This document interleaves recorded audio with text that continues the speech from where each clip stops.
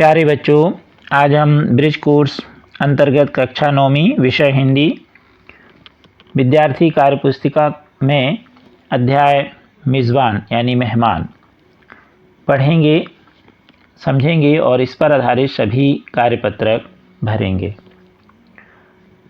एक परिवार में पति पत्नी रह रहे थे। दोनों बड़े प्रेम से अपना जीवन बिता रहे थे।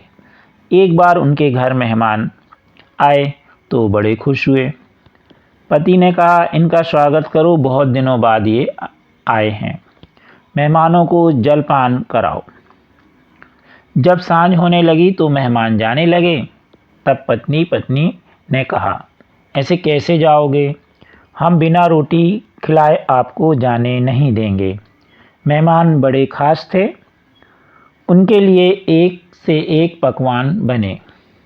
उन्हें भोजन में पापड़ ज़्यादा पसंद था। थाली परोसने पर मेहमान हाथ मुंह धोकर बैठ गए। थाली में पापड़ न देखकर उन्हें लगा कि पापड़ बाद में परोसा जाएगा, लेकिन जब पति ने हाथ जोड़कर कहा, चलो भाई शुरू करो, तो मेहमानों का मन बैठ गया। पापड़ की थाली चौके में रखी दिखाई दे रही थी, लेकिन वे शर्म के मारे कुछ नहीं बोले। पत्नी गर्म गर्म रोटी बनाने लगी।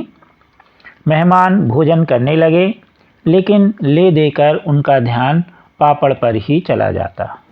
चूल्हे के पास सिके पापड़ रखे हुए दिखाई दे रहे थे।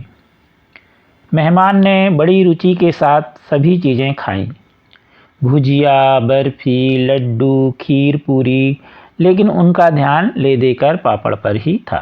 उन्होंने सोचा कि यदि हमने पापड़ नहीं खाए तो ये कैसी मेहमान नवाजी। वे मन ही मन सोचने लगे कि भैया भाभी कब पापड़ परोसें। जब उनकी समझ आया कि उन्हें पापड़ परोसना ध्यान नहीं आएगा, तो उन्होंने जुगत लगाने की सोची, जिससे पापड़ खाने को मिल जाए।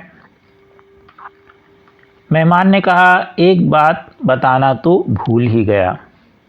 पति पत्नी बोले, कौन सी बात? मेहमान बोले, बहुत ज़रूरी बात। कल तो भगवान ने ही मुझे बचाया। यदि भगवान मेरी रक्षा नहीं करते तो मैं तो मर ही जाता और आज का भोजन करने को नहीं मिलता। मैं तो कल ही खत्म हो जाता। मैं तो बड़े मज़े से जा रहा था, इतने में सरसराते हुए काला नाग आ गया। क्या बताऊं भैया कि इतना लंबा सांप था, यहाँ से लेकर के वहाँ तक जहाँ तक पापड़ रखे हैं। इशारा करते ही पति पत्नी एक साथ बोले, अरे हमें तो पापड़ परोसना ही भूल गए। मेहमान ने कहा, अब रहने दो। पति पत्नी बोले, ऐसे कैसे रहने दो, ये तो खाना ही पड़ेंगे। मेहमान ने कहा, अच्छा तो अब पापड़ की थाली ले आओ। तो ये एक कहानी है मेज़बान। इसमें आपने देखा कि जो परिवार है उसमें पति पत्नी पापड़ परोसना भूल गए, तो जो मेहमान हैं उन्होंने अपना एक जुगाड़ लगाया और जुगाड़ या दूसरे शब्दों में इशारे के माध्यम से पापड़ परोसने के लिए उन्हें याद दिलाया। अब देखेंगे हम इसके कार्यपत्रक एक सभी में श्रुतलेख रहता है, इसमें भी है। आपके शिक्षक बोलेंगे, आप श्रुतलेख लिख लीजिए और जांचेंगे आप।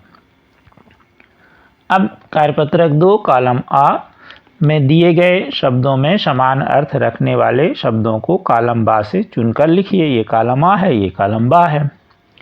तो सबसे पहले कॉलम आ में देखें हम स्वल्पाहार। तो स्वल्पाहार के लिए हम जलपान भी कहते हैं। दूसरा है मेहमान नवाजी यानी मेहमान। अतिथि, अतिथि का मतलब आप जानते हैं क्या कहलाता है? मेज़बान। फिर है अगला युक्ति बढ़ाना यानी जुगत लगाना।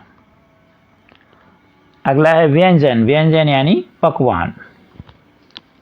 और आतिथ्य करने वाले को कहते हैं आतिथ्य। तो इस तरह से हम कार्यपत्रक 2 देखें। अब कार्यपत्रक 3 देखें।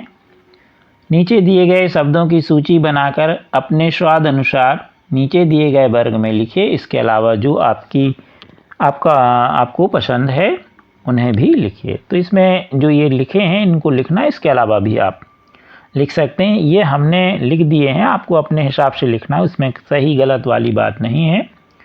मान लीजिए हमने लिखा पसंद में कि हमें खीर और मालपुआ पसंद है, और नहीं में लिख दिया हमने बर्फ़ी और लड्डू नहीं है पसंद, तो मीठा हो गया। नमकीन में हमने लिख दिया कि पसंद में भजिया और पापड़ हैं, नापसंद में पूरी है। खट्टा में पसंद में सेव और पपीता पसंद है, नापसंद में नींबू और इमली।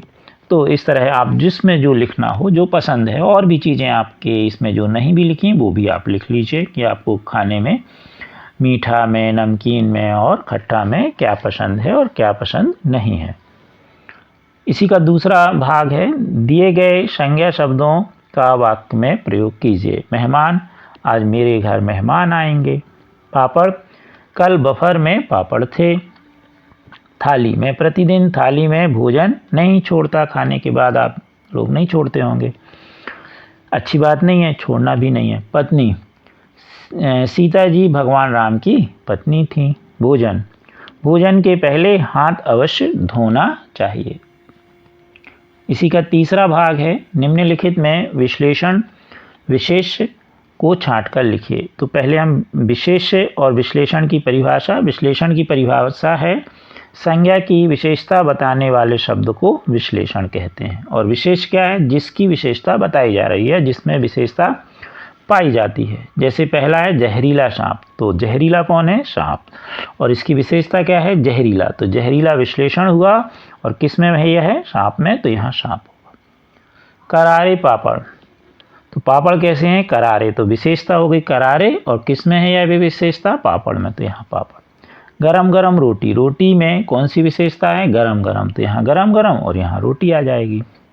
खास मेहमान यानी विशेष मेहमान, तो खास हो गया विश्लेषण और मेहमान हो गया विशेष। अब देखेंगे हम कार्यपत्रक 4।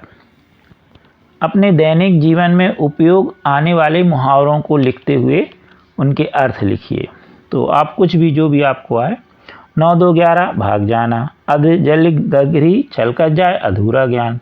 आँख का तारा बहुत प्यारा। लोहा लेना यानी मुकाबला करना। तो जो आपको बहुत सारे वाक्य हैं, तो आप बहुत सारे मुहावरों में से जो आपको लिखना हो आप यहाँ पर लिख सकते हैं।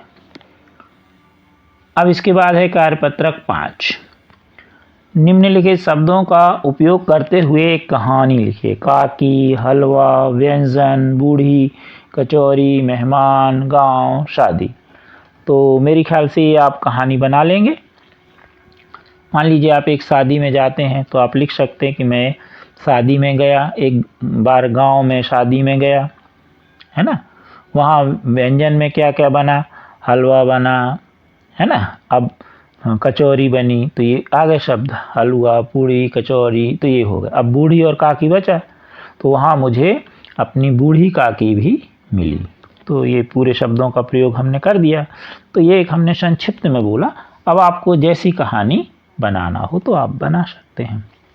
आप हमारे चैनल को शेयर सब्सक्राइब अवश्य कीजिए। Thank you.